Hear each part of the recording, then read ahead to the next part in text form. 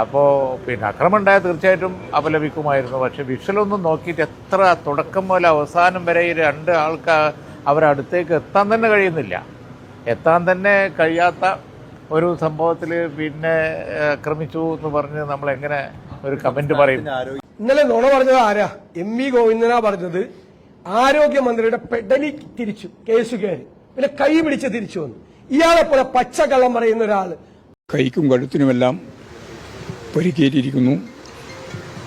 കൈയും കഴുത്തും പിടിച്ചു തിരിക്കുന്ന നിലയിലേക്ക് വന്നു എന്നാണ് അവിടുന്ന് കിട്ടിയ വിവരം.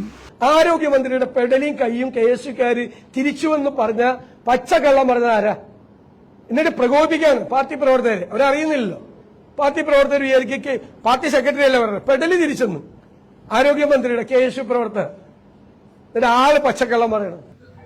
CPM എന്ന് പറയുന്ന രാഷ്ട്രീയ പ്രസ്ഥാനത്തിന്റെ കിരാതമായ രാഷ്ട്രീയ നയത്തിന്റെ പ്രതികരണമാണ് ഇന്നിവിടെ കണ്ണൂരിൽ കണ്ടത്. എന്തിനായിരുന്നു ഈ പ്രശ്നങ്ങളൊക്കെ ഉയർന്നു വന്നത് എന്ന് സാധാരണക്കാരായ ജനങ്ങൾ ആലോചിക്കണം. ഒരു മന്ത്രിയാണ് ഇതിന്റെ എല്ലാം മുൻപിൽ ഇത്രയും നിർലജ്ജമായ രീതിയിൽ നടനം അറിഞ്ഞ ഒരു മന്ത്രി, അത് നാട്യം നടത്തി ആളുകളെ ബോധ്യപ്പെടുത്താൻ ശ്രമിച്ച ഒരു മന്ത്രി കേരളത്തിൽ മറ്റൊരു മന്ത്രി ഉണ്ടാകുമെന്ന് എനിക്ക് തോന്നുന്നില്ല.